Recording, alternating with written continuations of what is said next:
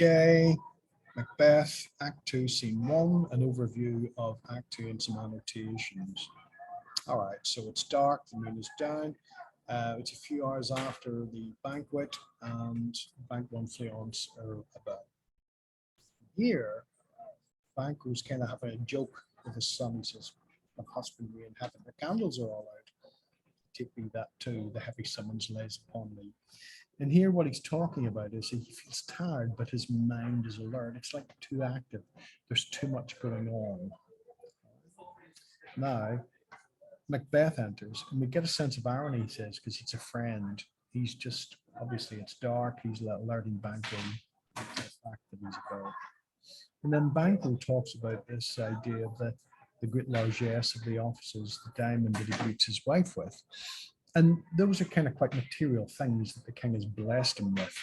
And that gives us a sense that Macbeth are not really motivated to kill Duncan for the material aspects of being a king and the kingship, but mostly because they are interested in the power that brings that.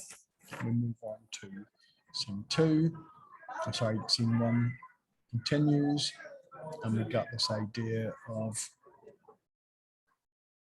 irony here, because Banquo talks about when Macbeth says about, and what else we should have free wrought, all's well. But I dreamt about the 3 Reed sisters like that. But there's a sense of irony and dramatic irony. Again, the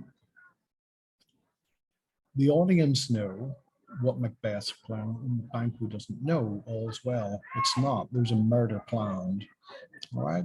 And then here Macbeth lies to Banquo. So again, we can see cracks forming in the relationship. He's no longer the honest, trustworthy person that he was, but he's lying to them. Then they kind of exchange some pleasantries here. And then we're into the famous dagger scene. And now this is a soliloquy. Again, no one's there. It's just Macbeth on the empty stage. All right. And that's kind of important. So Macbeth's vivid imagination comes through here with the idea of the dagger. All right. And let me clutch thee. And again, it signifies his intent to kill Duncan. He set his face to do this. This is something he's going to do. But there's a sense of almost supernatural kind of work here with the dagger that no one can see. But I want you to look at this idea of the fatal vision. All right. The dagger's purpose is purely, in this sense, for killing. The soliloquy continues here, all right, when he's kind of thinking about or kind of philosophizing about the nature of this dagger. He calls it a dagger of the mind. All right, a false creation proceeding from the heat-oppressed brain. That's not hot. But he's filled with adrenaline and passion. Lady Macbeth has stirred up his senses, and he's not thinking correctly. The heat-oppressed brain.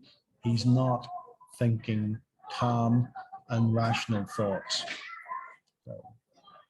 And then he draws his own dagger, and he says this idea was such an instrument I was to use. It's almost as if his mind is following through with what the witches have programmed him to do. My eyes are made the fools of the other senses. And there's a bit of a thematic thing here. That idea of what you see is actually not real. Reality is very, very different. And then we get the kind of almost a semantic field here. We got gouts of blood, the bloody business, a euphemism for murder.